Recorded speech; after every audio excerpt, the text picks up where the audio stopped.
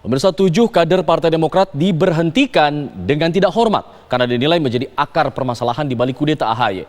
Namun sejumlah pendiri partai berlambang Mercy tersebut justru menganggap kisruh ini terjadi karena ketidakbecusan Agus Yudhoyono menjadi ketua umum partai. Lantas ada apa sebenarnya di balik kisruh Partai Besutan Susilo Bambang Yudhoyono ini? Siapa yang mendulang untung dari ribut-ribut Partai Demokrat?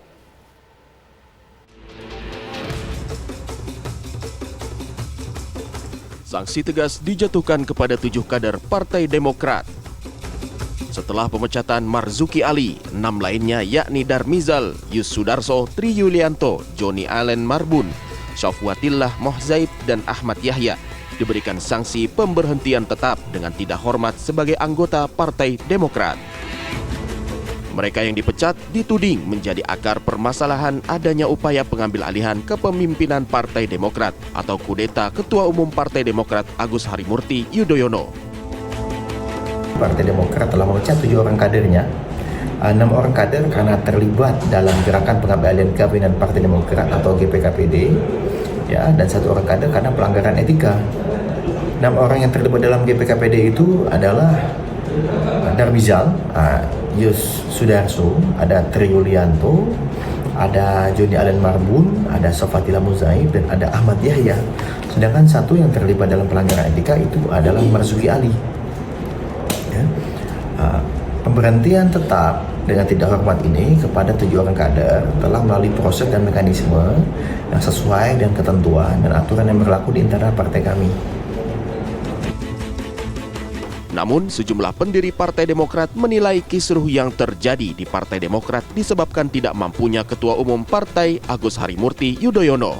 Mereka pun angkat bicara menyikapi isu kudeta yang menerpa partai berlambang Mercy ini. Mereka menilai Partai Demokrat harus diselamatkan dengan adanya kongres luar biasa untuk mengganti AHY.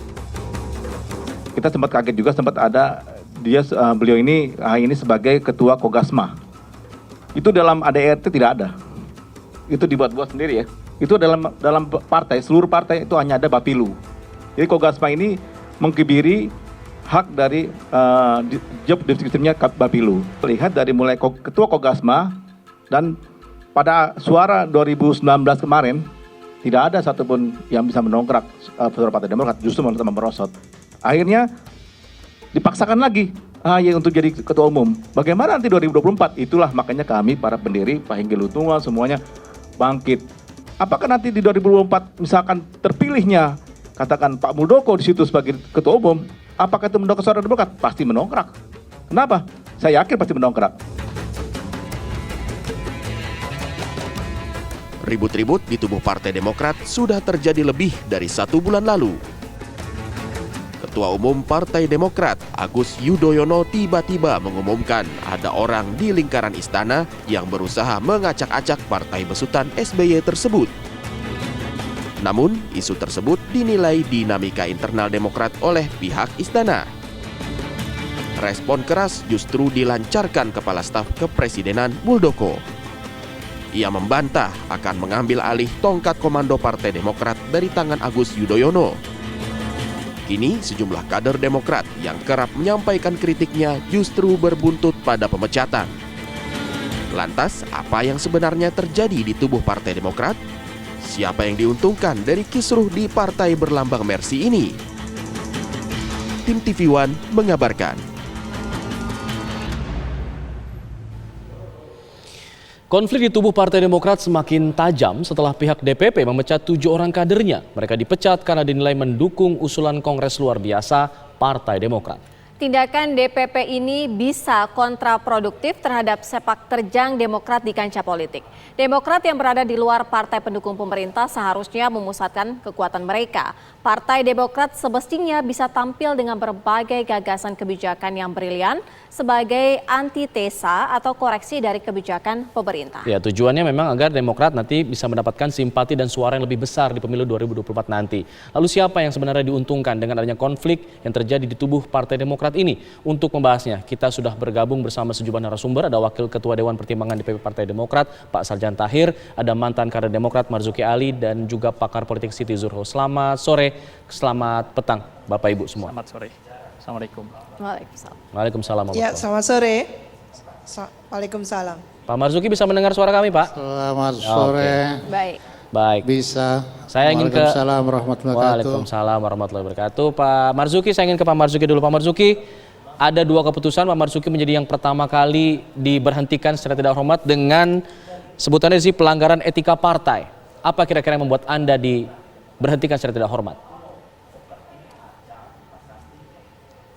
Saya koreksi terlebih dahulu. Ini beritanya sudah misleading ya. Baik. Saya terima SK-nya. Pemberhentian ini tidak ada kata dengan tidak hormat, itu pertama. Baik. Jadi pemberhentian tetap saja dan tidak disebut sebagai pengkhianat, hanya disebut pelanggaran etika. Jadi ini berbeda ya. Mungkin keputusan dengan teman-teman yang 6, mungkin saya dianggap pelanggaran etika, tidak ada terkait dengan pengkhianatan. Itu yang saya terima SK-nya.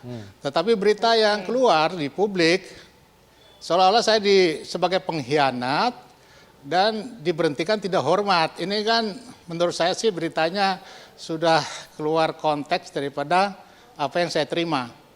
Tapi oke lah, ini kenyataan saya diberhentikan. Saya terima, tidak apa-apa kok diberhentikan sebagai anggota partai. Tetapi saya tentu ingin menyampaikan alasan-alasannya. Baik. Jadi sebetulnya begini, Pak Alfat. Saya itu sudah nyaman ya di dunia pendidikan. Saya mengelola pendidikan, saya juga sebagai rektor. Saya juga kerja kemanusiaan. Saya keliling ke beberapa daerah. Nyaman sekali saya sudah sekarang ini dengan dengan kegiatan-kegiatan kemanusiaan dan juga pendidikan. Tetapi begitu saya pulang dari Surabaya, saya ada kegiatan dengan Bu Hovifah, saya melepas kapal kemanusiaan ke Kalimantan Selatan, kita memberikan bantuan berupa bahan makanan, ada 1.000 ton dan juga air mineral. Saya pulang ke Jakarta, tahu-tahu ada kegaduhan. Kegaduhan itu lalu ada konferensi pers. Nah, konferensi pers ini menuduh saya salah satu dari orang yang ikut atau dituduh dalam kudeta tersebut. Nah, karena saya dituduh, tentu kan ada reaksi dari saya. Kalau dulu waktu saya masih aktif, sering saya difitnah di internal, tetapi saya tidak pernah responsif karena itu urusan internal partai. Biasanya saya biarkan saja dan itu hilang sendiri. Tetapi tuduhan ini kan bermasalah karena disampaikan di ruang publik. Baik. Nah, oleh karenanya saya langsung WA ke Pak SBY selaku Ketua Majelis Tinggi. Saya bilang, Pak SBY, ini ada berita demikian, saya difitnah. Tapi kalau tidak bisa dibuktikan, saya minta ditegakkan aturan partai. Fitnah itu menurut saya sanksinya di partai itu cukup keras dan bisa sampai ke pemberhentian. Nah, tetapi WA saya ke Pak SBY sebagai Ketua Majelis Tinggi tidak direspon. Nah, tidak direspon ini kan saya akhirnya kan harus bersuara menyampaikan hak saya. Dan ini semakin gencar dari DPP yang menyampaikan hal-hal yang tidak saya lakukan. Baik. Oke. Akhirnya kan saya marah. Baik. Pak Marzuki. Nah, karena marah itulah satu persatu saya harus bicara. Itu persoalannya sebetulnya. Iya, ketika Pak Marzuki merasa yang dituduhkan itu tidak benar, tapi asal mulanya apakah ada kritik yang disampaikan Pak Marzuki terlebih dahulu sehingga akhirnya bisa berujung terhadap pemecatan ini? Selama ini hampir tidak ada saya mengkritik kepengurusan Partai Demokrat. Saya tahu mengurus partai itu tidak mudah, banyak isu, banyak goyangan dan sebagainya, sangat tidak mudah. Justru saya paling mengkritisi di media sosial, tapi bahasanya sangat soft. Dan juga saya selalu membela kalau misalnya Pak SBY diserang di media sosial. Seperti terakhir ini kan oleh Profesor Henuk dari Sumatera Utara, saya membela loh. Saya menyampaikan bukan kelasnya Prof Henuk untuk berhadapan dengan Pak SBY, saya sampaikan. Jadi saya tuh bicara pada posisi yang jelas ya. kalau Partai Demokrat diserang dengan cara yang tidak adil, atau Pak SBY diserang dengan cara yang tidak adil, saya selalu tampil di depan. Tetapi dalam hal-hal tertentu, saya kritis terhadap aktivitas partai yang saya anggap ini tidak sesuai dengan komitmen awal pendirian partai, tapi tidak terlalu vulgar.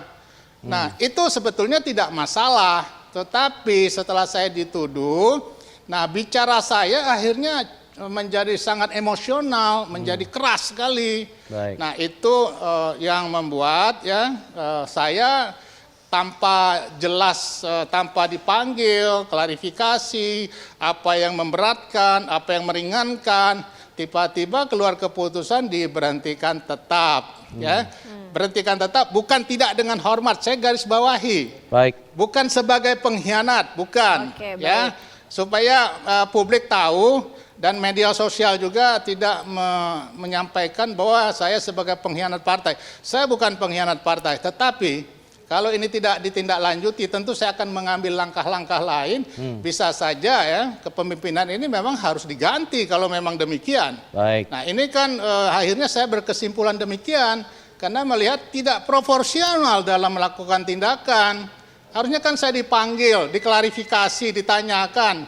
Kan harus begitu dong. Saya ini kader loh. Saya ini bekas mantan istilahnya saya sekjen, saya pernah ketua DPR. Semuanya saya jalan itu dengan baik. Jadi artinya tidak menghargai sama sekali posisi saya sebagai orang yang pernah membesarkan partai dari nol loh. Partai Demokrat masih kita mau lolos KPU itu waktu itu, verifikasi Pak KPU.